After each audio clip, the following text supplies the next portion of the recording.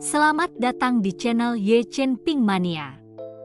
Terima kasih pada Tuan Rahim Awang yang kembali gabung dan berlangganan di channel Ye Chen Ping Mania. Semoga dilancarkan rezekinya dan diberikan umur panjang yang penuh keberkahan. Terima kasih kepada semuanya yang sudah like dan subscribe. Semoga selalu diberikan kesehatan dan kesuksesan. Penguasa Istana Naga Langit bab 4572 sampai bab 4574. Mereka bisa saja mati dan selesai dengan urusan mereka, tetapi jika jiwa mereka dicubit oleh Chen Ping, maka mereka akan berada dalam masalah, dan itu bukan lagi masalah apakah mereka mati atau tidak. Chen Ping benar-benar bisa terus menyiksa mereka, membuat hidup mereka lebih buruk daripada kematian. Apa yang sebenarnya sedang kamu lakukan? Pak Tua Zhang meraung ke arah Chen Ping dengan penuh amarah. Aku hanya ingin kalian membawaku ke kota binatang itu untuk melihatnya, dan tidak ada yang lain, kata Chen Ping. Tidak mungkin, jika kami membawamu ke kota binatang buas dan penguasa kota mengetahuinya, tidak ada satupun anggota keluarga kami yang akan hidup, mereka akan dimusnahkan. Pak Tua Zhang berkata dengan tegas. Bagaimana mungkin mereka tahu? Aku juga memiliki aura ras binatang, aku bisa menyatu sepenuhnya dengan kalian. Jika kalian tidak setuju, maka aku hanya bisa menggunakan api tertinggi untuk membakar jiwa suci kalian setiap hari, membiarkan kalian hidup dalam kesakitan setiap hari. Chen Ping berkata tanpa daya. Jangan, pria paruh baya berjubah hijau itu panik dan buru-buru memohon pada Chen Ping, lalu menoleh ke Zhang Lao dan berkata, Zhang Lao, setujui saja dia. Kota binatang kita begitu besar, dan masih ada cukup banyak pembudidaya liar di sekitar, mereka tidak akan mengetahuinya. Zhang Lao, menurutku, berjanjilah saja padanya, kalau tidak mungkin, kita akan mengantarnya sampai luar kota dan membiarkan dia masuk ke kota dengan sendirian. Saudara rusa itu juga sedikit panik dan berkata kepada orang tua tersembunyi itu. Orang tua yang bersembunyi itu menatap kedua lelaki itu dan akhirnya ragu-ragu sejenak lalu berkata, baiklah, kami bisa membawamu ke dalam kota, tapi kami hanya bisa mengantarmu ke luar kota, lalu kita akan berpisah, dan tidak akan ada yang mengenal siapapun. Selain itu, peraturan di Beast City sangat ketat. Kamu tidak boleh menggunakan kekerasan di dalam Beast City. Tim penegak hukum Beast City akan menangkapmu saat itu. Tidak masalah. Chen Ping mengangguk. Chen Ping hanya ingin tahu bagaimana cara menuju ke kota binatang itu sekarang, sedangkan untuk hal-hal yang akan terjadi saat dia tiba di kota binatang, itu semua hanyalah renungan. Melihat Chen Ping setuju, barulah Pak Tua Zhang dengan enggan melompat, dan kemudian beberapa orang itu terbang ke arah depan. Entah sudah berapa lama, Chen Ping selalu merasa pemandangan di sekeliling mereka tidak banyak berubah, seolah-olah mereka terjebak di tempat yang sama. Kalian tidak bisa menipuku, kan? Kita belum pindah sama sekali. Chen Ping berkata dengan marah. Jangan marah, kita sudah mendekati kota binatang, hanya saja kamu tidak menyadarinya. Pria paruh baya berjubah hijau itu buru-buru menjelaskan. Setelah itu, dia mengedipkan mata, memberi isyarat kepada Chen Ping agar melihat ke arah pria tua tersembunyi itu. Chen Ping mengikuti arah pandangan pria paruh baya berjubah hijau itu untuk melihat ke arah tetua Tibet dan menemukan bahwa di tangan tetua Tibet itu, sesuatu yang mirip dengan kompas telah muncul. Di dalamnya juga ada sebuah penunjuk yang terus bergetar, sementara Zhang Lao itu terus bergerak ke arah penunjuk itu. Kita sudah berada di alam ilusi selama ini, hanya benda di tangan Zhang Lao yang bisa membawa kita keluar. Tanpa benda itu, Bahkan kami dari Beast City tidak akan bisa meninggalkan batas Beast City sama sekali. Benda itu adalah sesuatu yang Pak Tua Zhang keluarkan dengan harga yang sangat mahal untuk mendapatkannya dari istana penguasa kota. Kalau tidak, kita bertiga tidak akan bisa keluar.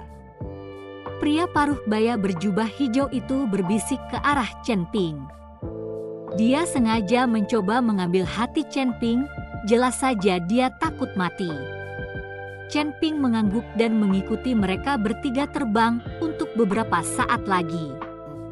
Tak lama kemudian, cahaya putih tiba-tiba melintas di depan mata Chen Ping, diikuti oleh sebuah kota besar yang muncul di hadapannya. Melihat kota di depannya, Chen Ping sedikit terkejut.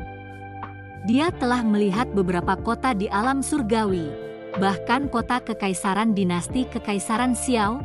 Chen Ping telah memasukinya berkali-kali. Namun, kota di depannya ini berkali-kali lipat lebih besar daripada kota manapun yang pernah dilihatnya. Terlebih lagi, di sekitar kota itu, terdapat banyak sekali desa dan kota dengan berbagai ukuran. Di sini seperti sebuah kerajaan kecil, dan kota besar ini diperkirakan mampu menampung ratusan ribu pembudidaya. Sungguh tak terbayangkan. Ini sekarang adalah kota binatang, kamu jaga dirimu sendiri, kata Pak Tua Zhang sambil melihat ke arah Chen Ping. Chen Ping mengangguk, lalu dengan lambaian tangannya, dia mengembalikan jiwa suci ketiga orang itu satu sama lain. Terima kasih masih menyimak channel Ye Chen Ping Mania. Setelah mendapatkan jiwa dewa, ketiga orang itu langsung menghilang, tidak mau mengikuti Chen Ping sedetik pun. Saat ketiganya berjalan kembali, Chen Ping menatap kota binatang di depannya. Kota binatang yang besar itu bagaikan mulut berdarah yang terbentang di luasnya bumi. Chen Ping mendekat ke arah kota binatang, tetapi saat dia masih agak jauh dari kota binatang, tiba-tiba terjadi fluktuasi aura, dan tepat setelah itu, tubuh Chen Ping benar-benar jatuh dengan cepat.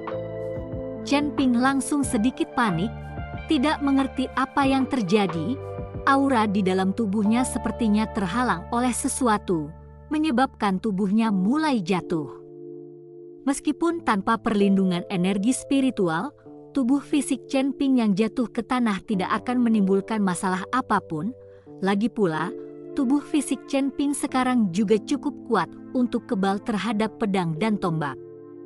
Tapi terlalu memalukan kalau dia jatuh seperti ini dan sampai buang air besar seperti anjing. Terbang tidak diperbolehkan dalam radius 100 mil dari Beast City. Kamu tidak tahu cara menjaga jarak. Jika kamu memaksakan diri terbang dalam radius 100 mil, tim penegak hukum akan datang. Saat Chen Ping turun, seorang gadis berpakaian merah dengan pedang di tangannya berkata kepada Chen Ping. Chen Ping melihat gadis itu tidak jauh darinya dan turun dari udara. Dan ada pula para pembudidaya yang lainnya yang semuanya turun ke tanah pada jarak yang sama. Sepertinya hanya Chen Ping sendiri yang dipaksa jatuh. Saya hanya sedikit melamun dan tidak memperhatikan. Chen Ping buru-buru menjelaskan. Dia benar-benar takut orang-orang ini akan mencurigai identitasnya dan mengetahui bahwa dia sama sekali bukan dari Beast City. Lagi pula, mustahil bagi seseorang dari Beast City untuk tidak mengetahui peraturan Beast City. Setelah mendarat di tanah, banyak pembudidaya berjalan menuju Beast City. Chen Ping melihat orang-orang ini, kebanyakan dari mereka merupakan kultivator alam transisi, dan orang yang tingkatannya paling rendah adalah gadis yang baru saja berbicara kepadanya, seorang kultivator alam transisi kelas 3. Melihat wilayah kekuasaanmu tidak terlalu rendah, kamu perlu lebih berhati-hati di masa depan. Jika kamu tertangkap oleh tim penegak hukum, kamu akan dilucuti kulitmu bahkan jika kamu tidak mati. Gadis itu mengingatkan Chen Ping. Terima kasih sudah mengingatkan, saya akan lebih memperhatikannya," kata Chen Ping sambil tersenyum tipis. "Apa yang sedang kamu lakukan di Beast City? Mengunjungi teman dan keluarga, atau kamu mencoba menjual sesuatu?" Gadis itu bertanya pada Chen Ping. Chen Ping berpikir sejenak lalu berkata, "Aku akan menjual sesuatu. Bagaimana denganmu? Saya juga akan menjual sesuatu. Dan dalam perjalanan, saya akan menemui saudara saya. Saudara saya ditangkap oleh tim penegak hukum dan dijebloskan ke penjara. Butuh 100 tahun lagi sebelum dia bisa dibebaskan," kata gadis itu. Mungkin karena teringat kakaknya, raut wajah gadis itu menjadi sedikit murung. Chen Ping hanya melirik gadis itu dan tidak berkata apa-apa lagi, tetapi berjalan lurus menuju Beast City. Chen Ping bukanlah seorang kultivator kota binatang buas, jadi dia tidak mau banyak bicara. Lagi pula, terlalu banyak bicara akan terlalu berlebihan. Kalau ada yang tahu identitasnya, akan jadi masalah. Gadis itu melihat Chen Ping tidak berbicara lagi, jadi dia cepat-cepat mengejarnya. "Apa yang akan kamu jual di kota binatang?" "Ramuan abadi di kota binatang bahkan tidak bisa dijual dengan harga yang bagus saat ini. Kali ini aku beruntung dan mendapat sedikit spirit ore. Kudengar itu sangat berharga di Beast City," kata gadis itu sambil mengeluarkan biji roh sebesar kepalan tangan dari dalam tas penyimpanannya. Chen Ping meliriknya dan langsung menghentikan langkahnya. Chen Ping dengan hati-hati mengamati biji roh di tangan gadis itu, lalu bertanya, "Bisakah kamu memperdagangkan biji roh ini di kota binatang?" "Tentu saja, ini adalah biji roh abadi. Ini sangat berharga di dalam kota binatang buas, banyak sekali yang diperoleh. Kudengar bahwa penguasa kota memerintahkan perolehan itu," kata gadis itu.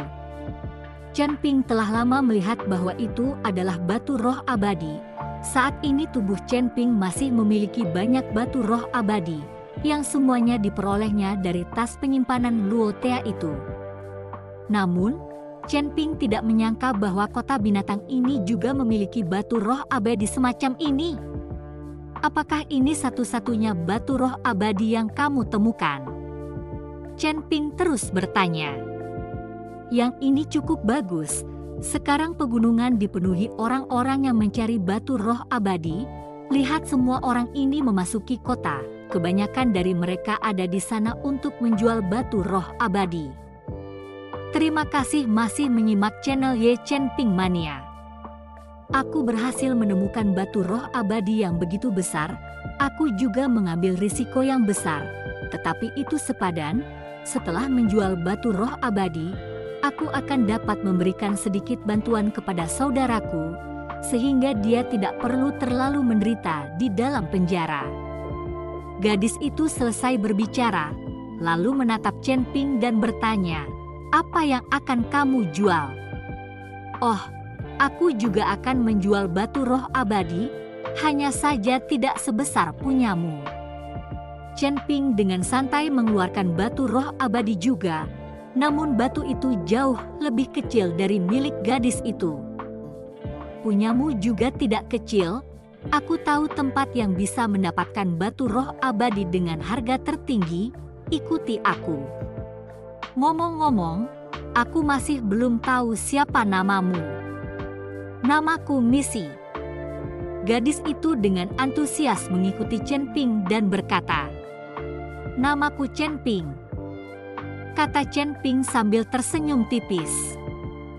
Keduanya bepergian berpasangan, dan karena mereka masih 100 mil jauhnya dari kota binatang, akan butuh waktu sebelum mereka bisa tiba.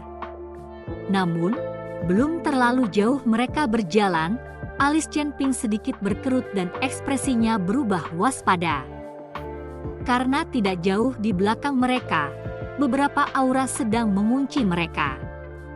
Bahwa adik bungsunya nampaknya tidak memperhatikan apapun, masih tersenyum ke depan, sambil berjalan dan mengobrol dengan Chen Ping di samping. "Adik bungsu, kamu mencuri batu roh abadi milik Adipati Agung dan masih berani terang-terangan pergi ke kota binatang untuk menjualnya. Itu benar-benar melanggar hukum."